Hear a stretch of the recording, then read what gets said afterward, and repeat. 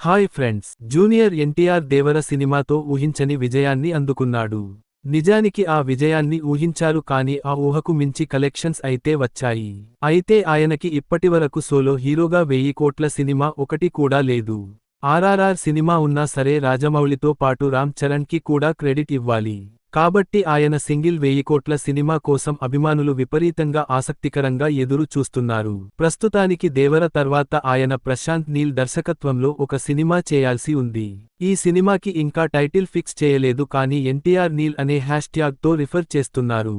ఇక ఈ సినిమాకి సంబంధించిన రెగ్యులర్ షూటింగ్ వచ్చే వారం మొదలు కాబోతున్నట్లుగా తెలుస్తోంది. నిజానికి ఈ రోజే ఈ సినిమా షూటింగ్ మొదలు పెట్టాల్సి ఉంది కానీ పలు కారణాలతో సినిమా షూటింగ్ ఈరోజు అయితే ప్రారంభం కాలేదు.